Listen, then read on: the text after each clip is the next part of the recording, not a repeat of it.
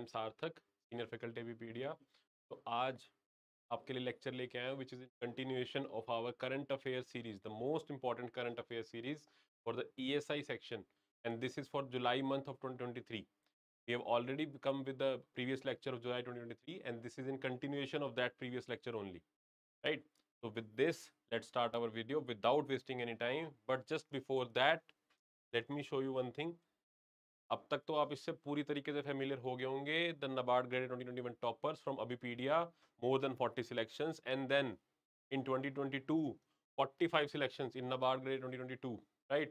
And I am sure this story will continue, and I sincerely hope कि आपकी भी pick इसी frame में नेक्स्ट ईयर हो, right? Because ये स्टोरी चलती रहेगी, because I am pretty sure about my faculty members, the hard work they put in and the content they provide to the students. That is the reason we are able to bring in such a result at a consistent rate, right? Okay, so with all this I have one more information for you. See the module courses. Abipedia has come with a wonderful alternative for you, right? Which is the module course preparation. Because we all know, हम सबको पता है ESI module और ARD module की क्या importance है NABARD grade exam के लिए. So instead of purchasing the whole course, if you don't want to purchase the whole course, we have other options for you, which is these modules के like आपका ESI module अगर आपको लगता है कि आपका वीक है, तो आप इस मॉड्यूल को परचेज कर सकते हैं. एक और इस मॉड्यूल के अंदर पूरी होलसम स्टैटिक और करंट सब कुछ कवर्ड होगा. इसके अंदर इकोनॉमिक एंड सोशल इशू वाला सेक्शन जो हमारा कंसर्न है, as far as that section is concern, तो स्टैटिक करंट सब कुछ कवर्ड होगा इसके अंदर. एक होलसम प्रिपरेशन होगी, आपको कहीं जाने की जरूरत नहीं पड़ेगी. ये उस मॉड्यूल के लिए वन स्टॉप सोल्यूशन होगा. And the biggest thing, it is just an affordable price of ₹800. 800 रुपए के अंदर पूरा का पूरा ESI module. And not only that, अगर आपको ARD प्रिपेयर भी करना है, तो ARD के लिए भी आप ARD का मॉड्यूल सिर्फ 800 रुपीज में पूरा पूरा मॉड्यूल ARD का परचेज कर सकते हैं. वहां पे आपको स्टैटिक करंट सब कुछ मिल जाएगा, राइट? तो what ever you feel, right? आपको जिस भी वे में अबीपीडिया से एसोसिएट होना है, यूट्यूब पे हमारे लेक्चर्स तो आते ही रहेंगे, और ये ऑप्शंस आपके लिए अवेलेबल हैं ये कोर्सेज के. आपको जो सूट करता है, जैसे सूट करता है, you can go for that, right? Because exam is around the corner. अब लेकिन सोचने का टाइम नहीं है, अब एग्जीक्यूट करो. अब एग्जाम बहुत नियर है, अब फालतू सोचने का टाइम नहीं, टाइम वेस्ट नहीं करना. आपको जो वीक लगता है, जो आपके वीक एरिया, जिस वे में आपको प्रिपेयर करना है, जैसे भी करना है, राइट, आप बस उस वे में एसोसिएट रहिए और प्रिपेयर कीजिए, ठीक है? So keeping all this in mind, without wasting any further time, let's start the video.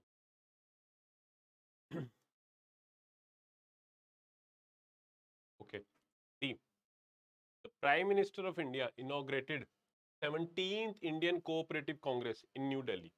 The theme of the 17th Indian Cooperative Congress was, you know the protocol of the video, pause the video, attempt the question and then continue. But I will continue here, right? आपसे question किसके बारे में पूछ रहा है? जो भी recently एक 17th इंडियन कोऑपरेटिव कांग्रेस हुई थी, उसकी थीम के बारे में पूछ. और आपके ऑप्शंस हैं Amritkaal prosperity through cooperation for a vibrant India, Amritkaal development through cooperation for a vibrant India, Amritkaal prosperity through cooperation for a skilful India, Amritkaal prosperity through cooperation for a developing India, right? Amritkaal सब में common है, but कुछ keywords का ही difference है. आपको identify करना है इसकी थीम क्या थी. बहुत इंपॉर्टेंट क्वेश्चन है, right? 17th Indian cooperative Congress. So the correct answer for this question is option A, prosperity through cooperation for a vibrant India. Just look at over here. See, प्रधानमंत्री हमारे जो है मोदी साहब जी, उन्होंने 17th इंडियन कोऑपरेटिव कांग्रेस का inauguration किया था. तो प्रधानमंत्री इनॉग्रेटेड 17th इंडियन कांग्रेस इन न्यू दिल्ली. आपसे ये भी पूछा जा सकता है वेन्यू क्या थी 17th कांग्रेस की, तो आंसर होगा उसका new Delhi. He lauded the role of various cooperatives. See, cooperatives क्या होते हैं? cooperatives होते हैं बेसिकली, एक होते हैं पब्लिक एंटिटी, एक होती है कंप्लीटली प्राइवेट एंटिटी. कोऑपरेटिव जो होते हैं उसके अंदर क्या होगा, जो उसके ऑनर्स होते हैं वहीं उसके क्लाइंट्स भी होते हैं. एक तरीके से भाई सारे आपस में नीड्स पूरी करने के लिए एक एसोसिएशन बनाई, राइट? एक फॉर्मल एसोसिएशन बनाई शायद, सो दैट आप एक फाइनेंशियल असिस्टेंस एक दूसरे को प्रोवाइड कर सके. तो सबसे बड़ा एग्जाम्पल है अमूल. अमूल बहुत सारे कुछ फार्मर्स ने मिलकर बनाया था, एक तरीके से कोऑपरेटिव की फॉर्म में बनाया था, और अब वो एक बहुत बड़ा बिजनेस एंटिटी है आज की date, right? These are cooperation. Public और प्राइवेट से डिफरेंट होता है ये. पब्लिक के अंदर सरकार ओनर होगी और क्लाइंट सिटीजन्स होंगे. प्राइवेट के अंदर प्राइवेट मेंबर्स उसके ओनर होते हैं, बाकी नॉर्मल पब्लिक जो होती है उसकी वो क्लाइंट्स होती है. कोऑपरेटिव्स के अंदर क्या होते हैं, जो ऑनर होते हैं वहीं से क्लाइंट्स भी होते हैं मोर और लेस. ओके, तो the PM also highlighted the achievement of his government in promoting cooperatives and empowering farmers. Modi साहब ने इस कांग्रेस के अंदर फार्मर्स के एम्पावरमेंट के लिए जो गवर्नमेंट ने जो स्कीम्स लॉन्च करी उसके बारे में भी बताया था. राइट, तो ये सारी सारी स्कीम्स हम ऑलरेडी वैसे पहले कवर भी कर चुके हैं, लाइक प्रधानमंत्री फसल बीमा योजना, प्रधानमंत्री कृषि सिंचाई योजना, soil health card scheme, e NAM, PM Kisan. Right, so all these activities are what for the promotion of agriculture and farmer sector. Right, तो don't worry, just stay connected with Wikipedia. सारे टॉपिक्स आपके cover होते चले जाएंगे. Right, and keep on continuing to put on the hard work. Exam clear बिल्कुल होगा, झक मार के होगा. Okay. He urged the cooperatives to adopt modern technology and innovation to enhance their efficiency and cooperative competitiveness. Okay, तो speech और आत्मनिर्भर भारत के अंदर हेल्प करेगा ये and all that. Right, see the theme Amrit Kaal, prosperity through cooperation for a vibrant India. Okay, I hope ये चीज remember करेंगे आप. 17th Indian cooperative congress New Delhi के अंदर हुई है and the theme was prosperity through cooperation for a vibrant India. These are the important key points from this cooperative congress. Next question. Recently, in July 2023, the Prime Minister has launched the National Sickle Cell Anemia Elimination Mission in the Madhya Pradesh in Shahdol. ये location इस question से important बन जाती है. Basically PIB अपनी जुलाई 2023 PIB से important information निकाली है ये, वहां से ये मैंने क्वेश्चन बनाया आपके लिए. राइट, तो यहाँ से क्वेश्चन के अंदर ये इंपॉर्टेंट पॉइंट भी छुपा हुआ है. पहली बात, national sickle cell anaemia elimination mission जो है वो कहाँ पर लॉन्च हुआ है? मध्य प्रदेश में, स्पेसिफिकली शहडोल के अंदर. ये इंपॉर्टेंट पॉइंट है, ये भी याद रखेंगे. Okay, now let's read down the question first. Which of the following statements are correct with regards to this mission? Target year to eliminate sickle cell anaemia mission is 2027. Okay, 4 main components. देखो यहाँ पर जैसे ही आते हैं ना, ये इसको गोला सर्कल कर लो. ये की पॉइंट्स होते हैं याद रखने के, जो कि गलत भी हो सकते हैं, सही भी हो सकते हैं. 4 main components of the mission are screening, prevention, treatment and research. Okay, sickle cell anaemia is a genetic disorder that affects the shape and function of white blood cells. Okay, mission has a target of screening approximately 7 crore people under 40 years of age in the next 3 years from 2023 to 2025. Okay, तो यहाँ पे मैंने जो circle करे ना आपके लिए, वो कीवर्ड्स होते हैं जिन पे फोकस करना होता है जब भी क्वेश्चन पढ़ो. Right, so see here. अब यहाँ पर ये क्या है? इनकरेक्ट है. तो इट्स नॉट 2027, इट्स 2047. तो फर्स्ट गलत है. And this sickle cell anaemia, anaemia जो होता है ना बेसिकली, वो आरबीसी जो होते हैं, अगर उनका काउंट बहुत ज्यादा घट जाए उसकी वजह से होता है, नॉट डब्ल्यूबीसी. अब आप मुझे कमेंट सेक्शन में बताएंगे कि अगर डब्ल्यूबीसी का काउंट कम हो जाए तो उसकी वजह से कौन सा डिसीज हो सकता है. अब पहली बात यहाँ से आपको एक चीज और निकालनी है कि आपको सिकल सेल एनीमिया जो डिसीज है उसके बारे में भी आपको पढ़ना पड़ेगा. जस्ट एक बार गो थ्रू कर लेंगे अगर अब तक नहीं करा तो.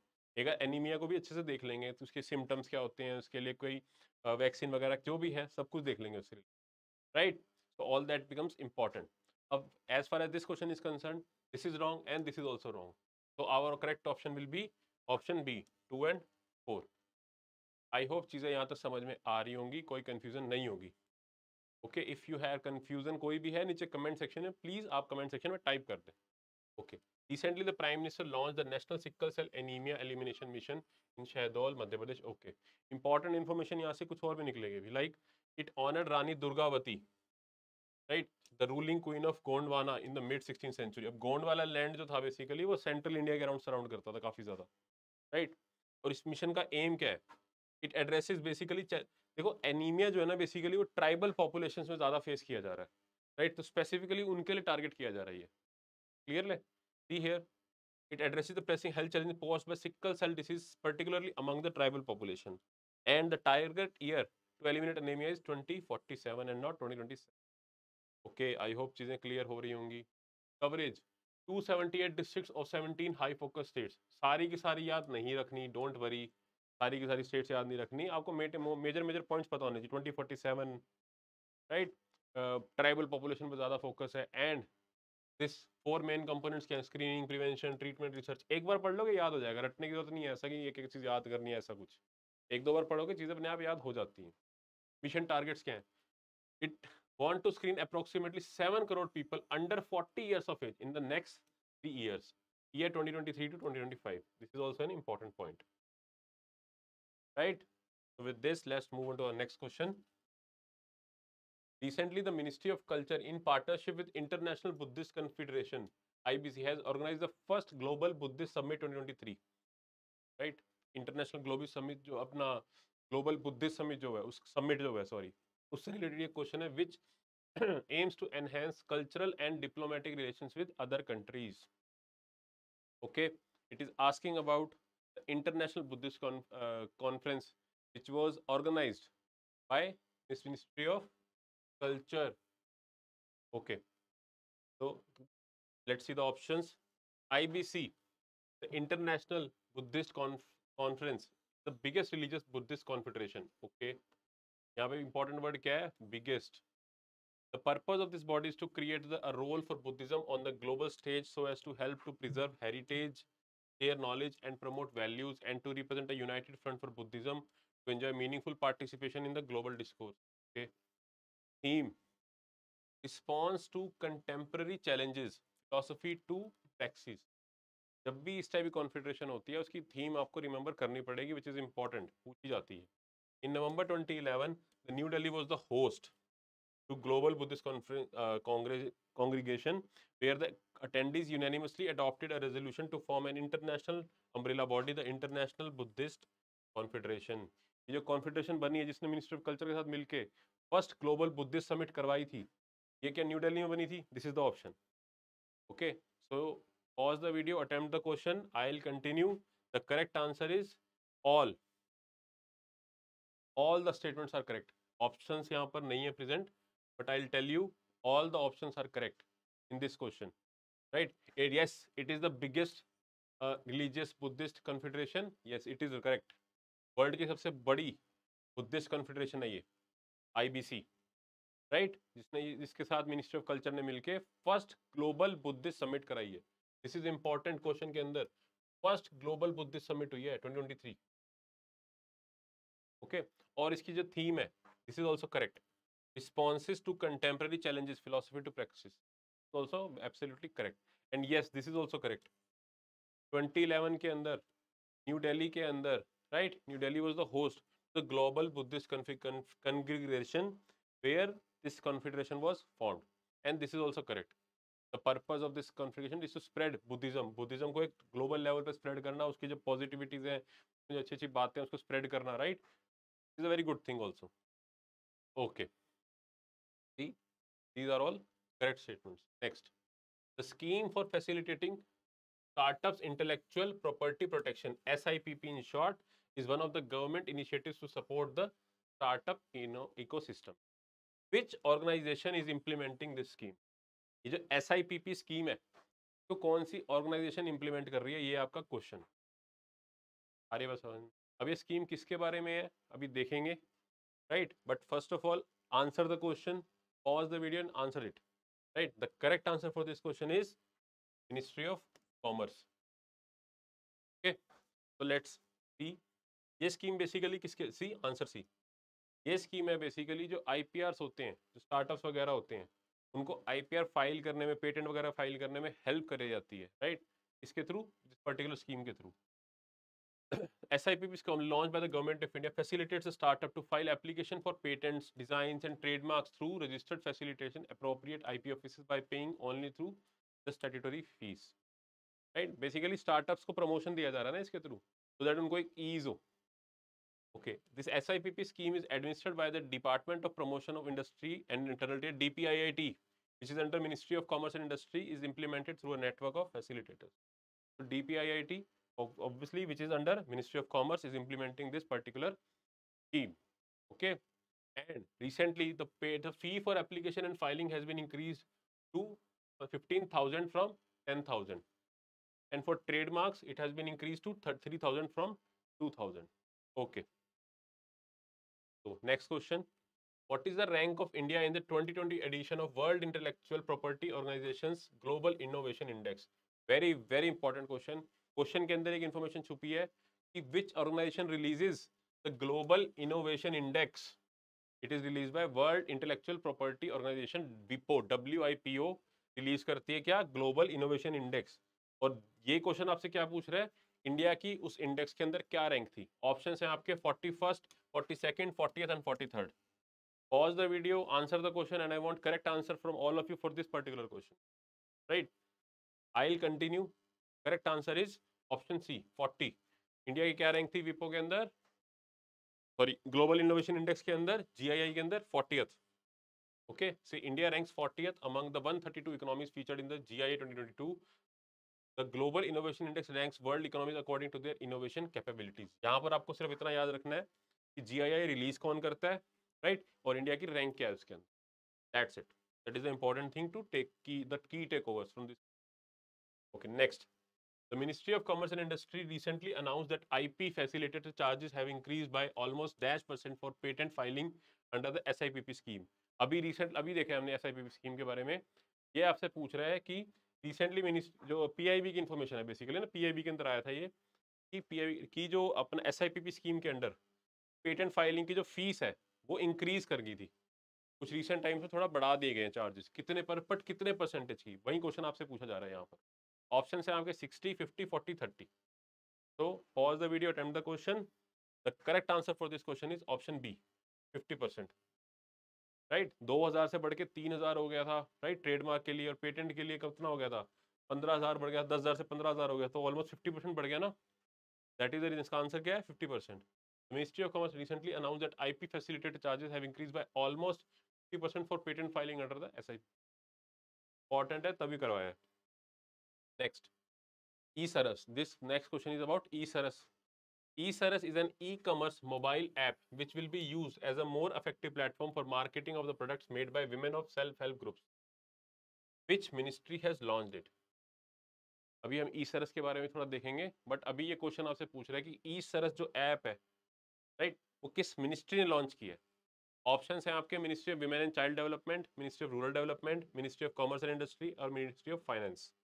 Pause the video, attempt the question and the correct answer for this question is option B, ministry of rural development. अगर आप स्टेटमेंट को पढ़ो तो एक बार तो लगता है कि ऑप्शन ए और बी में ही कंफ्यूजन होती है, राइट, कि विमेन एंड चाइल्ड डेवलपमेंट भी हो सकता है, रूरल डेवलपमेंट भी हो सकता है, इनफैक्ट कॉमर्स इंडस्ट्री भी लग रहा हो कईयों को, बट इसका करेक्ट आंसर है B, ministry of rural development. It is a very very important question for your exam, it can come up in your exam. Okay, the option B. See, what is eSaras? It is an e-commerce platform, or you can say a mobile app, right, where क्या चीज़ है यहाँ पर, जो women self help groups हैं, women self help groups हैं, उनके लिए एक मार्केटिंग प्लेटफॉर्म प्रोवाइड किया जा रहा है कि वो वहाँ पे अपने प्रोडक्ट्स को सेल कर सकते हैं, क्लियर है। And this is an initiative कंसेप्चुलाइज्ड by under the this national rural livelihood mission, उसी के अंडर, उसी अम्ब्रेला स्कीम के अंडर इस ऐप को लॉन्च किया गया है, right, that is the reason it has been launched by the Ministry of Rural and Development towards marketing the best authentic handicrafts and handlooms. Here है, आ रही बात समझ में। This initiative promotes a spirit of vocal for local even further with easier marketing of products prepared by self-help groups. Along with that, eSaras Fulfillment Center was also inaugurated. These centers will be managed by Foundation for Development of Rural Value Chains, a not-for-profit constitution by Ministry of Rural Development. All these points are important. Remember them. एक बार जरूर go through करना है, तभी पढ़ रहा हूँ आपके लिए। This center will be used for processing, packaging, and shipping of products that customers purchase through eSaras portal and eSaras mobile app. Right? It will handle the logistics required to bring an online order to a customer's doorstep. I hope ये चीजें clear हो गई होंगी। Okay. Next question. थोड़ा speed में ही चलना है because अब फटाफट करने का टाइम है, अब ज़्यादा टाइम खराब नहीं करना बिल्कुल। नेशनल एंटी डोपिंग एजेंसीज और NADA, national doping agency of India, NADA, तो शॉर्ट में नाडा बोल दिया जाता है, signs a MOU, memorandum of understanding with SARADO, south Asia regional anti doping organisation. The MOU aims to increase the regional corporation in anti doping in sports. काफी सारी information question के अंदर ही है। बेसिकली आप अब क्वेश्चन देखोगे ना, इस टाइप के क्वेश्चन ही आते हैं, नाबार्ड ऐसे ही पूछ, सिंपली वो आपसे यहाँ पूछेगा that which of the following nation is not a part of SARADO. Question यहाँ पर है लास्ट में कि सराडो जो ऑर्गेनाइजेशन है उसमें कौन सी कंट्री उसका पार्ट नहीं है। क्वेश्चन तो ये है, लेकिन उससे पहले काफी बड़ा पैराग्राफ जरूर बना के देंगे, उसके बारे में लिखा होगा। इसी फॉर्मेट में क्वेश्चन पूछे जा रहे हैं, थोड़ा लेंदी करने के लिए किया जा रहा है, तो आपको डरना नहीं होता, पूरा गो थ्रू करके एक बार एंड में फिर क्वेश्चन सॉल्व करना, दैट्स इट। डरने की जरूरत बिल्कुल भी नहीं होती क्वेश्चन की लेंथ को देख के। ओके, तो which of the following nation is not a part of SARADO? Option है आपके Bangladesh and Bhutan, Maldives and Nepal, Sri Lanka and Indonesia. इस क्वेश्चन को ना आप लॉजिकली भी कर सकते हो अगर कुछ भी नहीं पता, बिल्कुल ब्लैंक को तब भी कर सकते हो अगर आपको थोड़ा मैप्स का आइडिया, बस दैट्स इट। नेम देखो, South Asia regional anti doping organisation, तो साउथ एशिया का जो जो कंट्री पार्ट होगी वो बेसिकली होना चाहिए। अब इनमें से अगर आप देखो तो Bangladesh Bhutan, yes these are part of South Asia. Maldives and Nepal, yes these are part of South Asia. Sri Lanka, yes this is also part. Indonesia basically South East Asia का पार्ट आ जाता है, ना कि साउथ एशिया का। बस तो यू कैन निगेट दिस, और यही इसका करेक्ट आंसर भी है। समझ में आइए, लॉजिकल से भी कई चीजें के लॉजिक से भी हो जाती है, हर चीज रटने की जरूरत भी नहीं पड़ती। क्लियर है? अगर आपको वैसे पता है तो well and good, that is very good. Okay, NADA India signed an MOU with SARADO comprising of anti doping. अब बेसिकली नाडा क्या करता है, एंटी डोपिंग। डोपिंग मतलब जो ड्रग्स वगैरह जो उसका स्टीरॉइड्स का इनटेक होता है उसके अगेंस्ट, राइट, उसके अगेंस्ट जो एजेंसी बनी हुई है इंडिया की, क्या है, नाडा। सराडो साउथ एशिया रीजन के अंदर क्या एंटी डोपिंग को सपोर्ट कर रहे हैं, ये एंटी डोपिंग को सपोर्ट कर रहे हैं। Okay, comprising of anti-doping organizations of Bangladesh, Bhutan, Maldives, Nepal and Sri Lanka at the NADA India Sarado Cooperation meet in New Delhi in the presence of Shri Anurag Singh Thakur, Minister of Youth and Affairs and Sports, Information and Broadcasting, Government of India. Right, these were the members. The MOU aims to increase the regional cooperation in anti-doping in sport. Anti-doping in sports. Okay, that is the reason हमारे कौन से minister represent करा था इसका, minister of sport है हमारे जो। Okay. Okay, with this, let's move on to the next question. Department of Administrative Reforms and Public Grievances, DARPG, has recently developed NESDA framework with an overall objective to measure the depth and effectiveness of existing e-governance service delivery mechanism from the citizen's perspective. Okay, this framework based on the Online Service Index OSI of Dash has been customized for the Indian federal structure and the e-governance launches landscape of the, just ignore this, landscape of the states and union territories. जो NESDA framework जो launch किया हुआ है, right, department DARPG ने एक NESDA framework launch कर रखा है।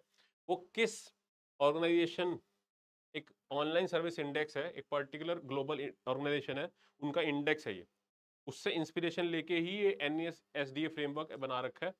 क्वेश्चन है आपका कि कौन सी ऑर्गेनाइजेशन है जो उसने ये ऑनलाइन सर्विस इंडेक्स डेवलप किया हुआ है। ऑप्शंस हैं आपके UN e-government survey, World Bank, AIIB, ADB. Pause the video first of all and answer it by yourself. The correct answer for this question is UN e-government survey. Okay. Now let's take a look at the NESDA framework, which is National E-Governance Service Delivery Assessment. Basically ये क्या है, बहुत अच्छा initiative है। इसके through जो हमारी e governance, अब ई गवर्नेंस क्या होती है, जो गवर्नमेंट बेसिकली सर्विस डिलीवरी करेगी, गवर्नमेंट जो सर्विस डिलीवरी करती है उसको गवर्नेंस कहते हैं, बहुत सिंपल लैंग्वेज में। और ई गवर्नेंस जो ऑनलाइन प्लेटफॉर्म्स के थ्रू जो गवर्नेंस का पार्ट होते हैं वो सारे के सारे क्या होते हैं, e governance.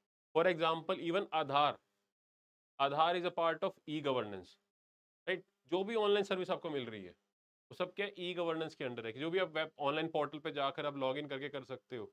Like RTI can also be set a part of e governance.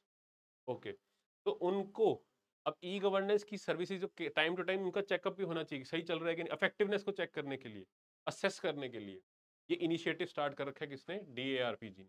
के अंदर वेरियस सेंट्रल गवर्नमेंट्स और जो मिनिस्ट्रीज हैं वो जो ई गवर्नेंस जो सर्विसेज प्रोवाइड कर रही हैं उनको असेस किया जाता है, उनके इफेक्टिवनेस को असेस किया जाता है, कितना सही चल रहा है या फिर उसको मेंटेन किया जा रहा है कि नहीं जा रहा, सर्विस में कोई कंप्लेंट्स को चेकअप किया जा रहा है कि जा रहा, रेक्टिफाई किया जा रहा है कि नहीं जा रहा, these kind of things, right. So it is a very good initiative. So DARPG developed the NESDA framework with an overall objective to measure the depth and effectiveness of existing e-governance delivery mechanism from the citizen's perspective. Very good. This framework is based on Online Service Index of the UN e-government survey. एक body है UN e-government survey, उन्होंने उनका एक index है online service index. Basically वो भी यही काम करते हैं बड़े ग्लोबल लेवल पे, and has been suitably customised for the Indian structure, right. एक इंपॉर्टेंट पॉइंट यहाँ से एक और है कि DARP undertakes this NESD study biannually. What? Biannually. Right, हर 2 साल बाद इस सर्वे को कंडक्ट किया जाता है, which is very important point, यहाँ से रिमेंबर करेंगे इसको. This study assesses states, union territories and directs the focus of the central ministries on the effectiveness of e governance service delivery. I hope चीजें यहाँ तक क्लियर हो रही होंगी, कोई डाउट नहीं होगा. Okay, now let's move on to the last question of the day. आज के लेक्चर का लास्ट क्वेश्चन है, क्या आगे हम नेक्स्ट लेक्चर से कंटिन्यू करेंगे. Okay. Recently, in July 2023, Startup 20 Gurugram Summit has concluded with resounding success. India has passed the torch to Brazil. Right? ये information थी. अब क्वेश्चन यहाँ से स्टार्ट है. Dash has become the first country to extend support towards 1 trillion milestone for global startup per annum by 2030. Dash has become the first country to extend support towards 1 trillion milestone for global startups per annum by 2030. Options हैं आपके Germany, India, UAE, Brazil और Saudi Arabia. Recently एक startup summit हुई है, obviously startups को promote करने के लिए हुई होगी, गुरुग्राम के अंदर हुई थी. राइट, इसके अंदर इंडिया ने ब्राजील को टॉर्च पास करी है. And dash country has become the first country to extend support.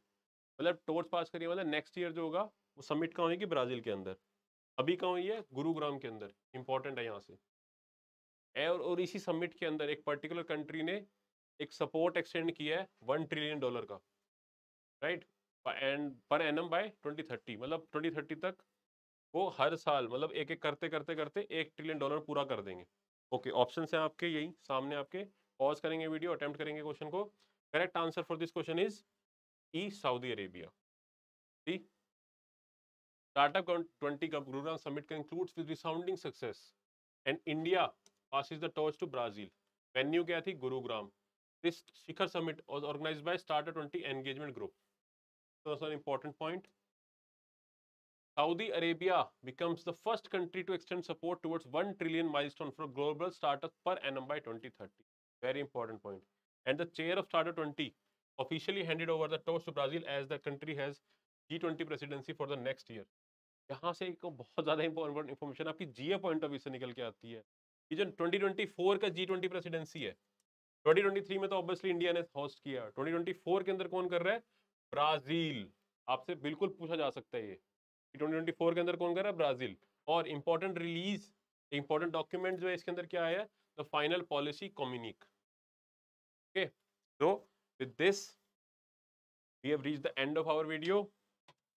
And if you're liking our videos, please do like and comment and even share our videos. It gives us great motivation to bring these kind of videos more and more for you, right? So without wasting any further time, I wish you all very good luck. We will meet in the next session. Till then, take care.